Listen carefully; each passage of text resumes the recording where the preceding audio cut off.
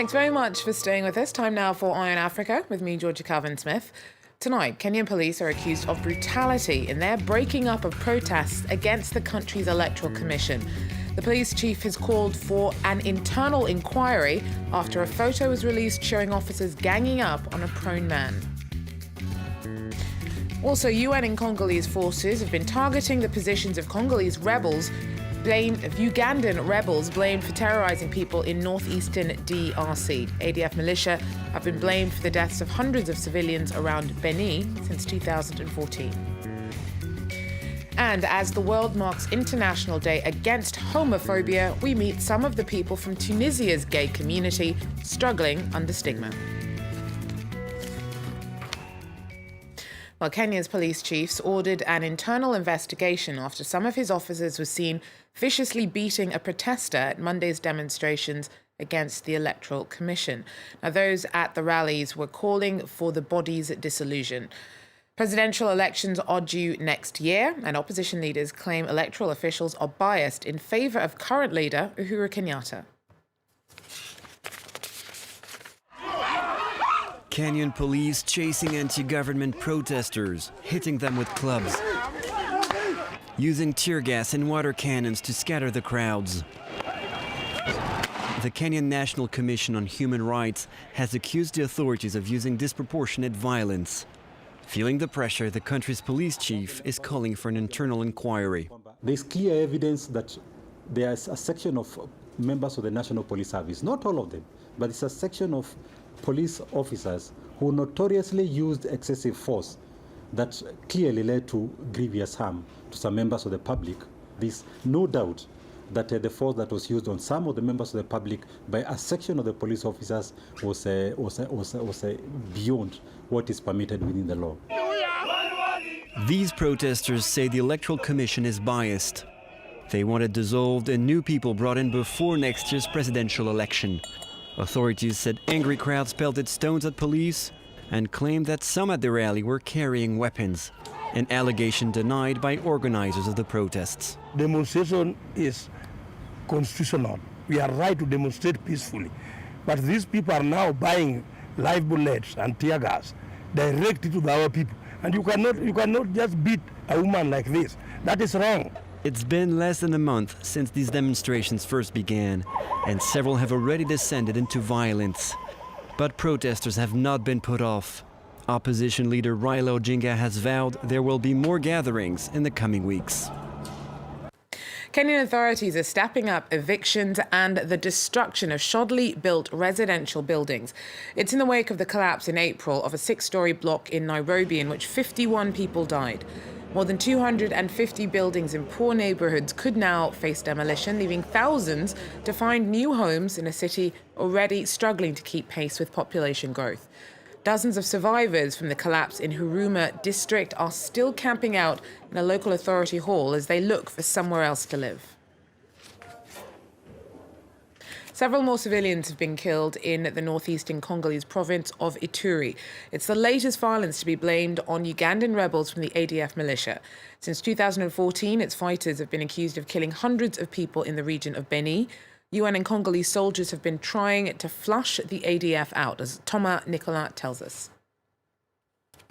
Insecurity is on the rise in eastern Congo. In the past few months, the rebel group from Uganda called the Allied Democratic Forces, the ADF, is believed to have taken part in various killings. On Saturday, 4 civilians were killed in the Ituri region. At the beginning of the month, 17 civilians were killed as well in northeastern Beni. Last Saturday, both the Congolese army and the MONUSCO started attacking all the ADF positions. The aim is to secure the entire region.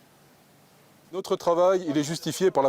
job is justified because we must protect the civilians. It is essential that by our joint military action and with total support from MONUSCO, we manage to completely eradicate this group, which continues to threaten the local population. Right now, we're doing this with military means, but we hope that other initiatives will be taken to completely neutralize them. We really need a determined and complete action against them.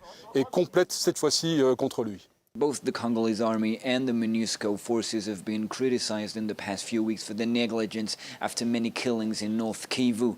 And on the internet, on social networks, more and more people from DR Congo and from outside the country have been asking the international community to take action and stop once and for all the killings in eastern Congo.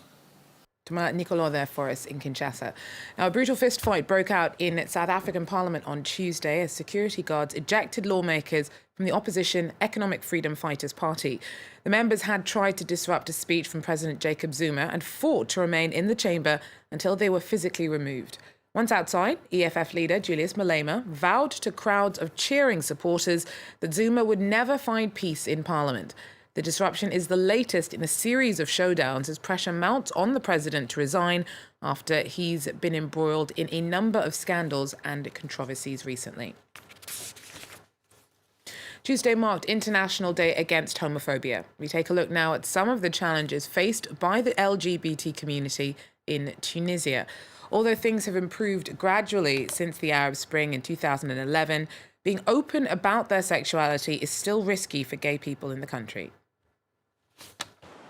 Mehdi is 19. He lives in the Tunisian coastal city of Bizerte and will finish high school this year.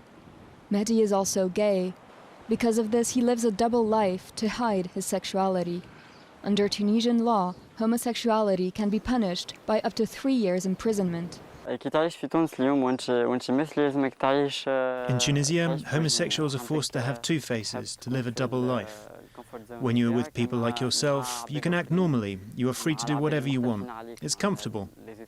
But when you are among other people, people who are different from you, straight people, you have to behave like them. You can't show that you're different, or they might become violent. And we also face another important threat, the law. Publicly discussing homosexuality in Tunisia was unthinkable before the revolution. Today, it has become a topic of debate within some rights organizations and even on television. Shams was the first North African NGO to include the defense of sexual minorities under its mandate. It calls for the penal code to be modified. Today, the top priority for us is the repeal of Article 230. This article, which dates back to 1913, is backward and oppressive. It says that homosexuals can be jailed for 3 years just because of who they are. This is contrary to the Constitution and to international conventions ratified by Tunisia. Several Tunisian men were convicted this year on homosexuality charges.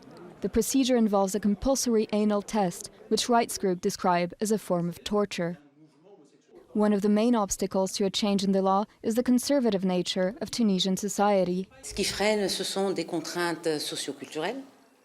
What hinders the repeal of Article 230 are the deeply rooted sociocultural constraints that are anchored in religious traditions.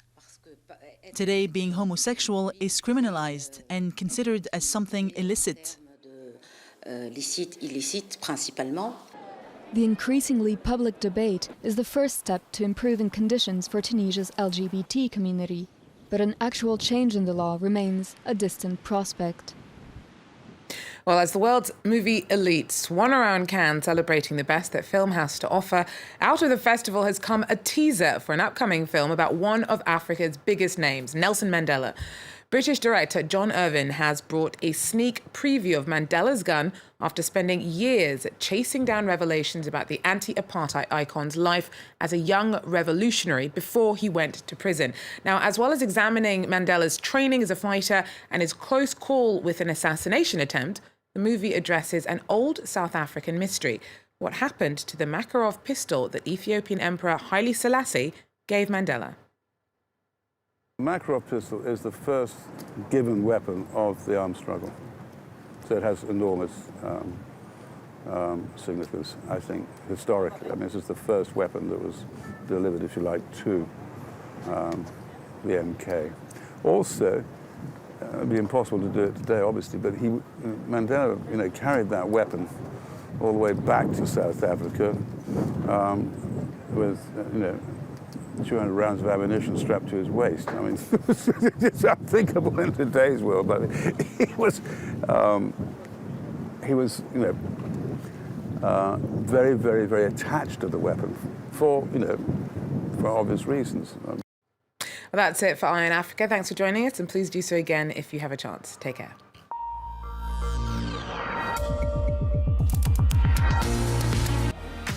The 51%. Hello, I'm Annette Young, the host of The 51%. This week we're coming to you from the Jordanian capital of Amman, where some 400 women politicians from 80 countries are meeting to discuss ways of closing the gender gap when it comes to political representation. But how do you actually reach parity when there are still so many, particularly in this region, who still believe that politics is strictly for men? Join us here on France 24. The 51%. On France 24 and on France24.com.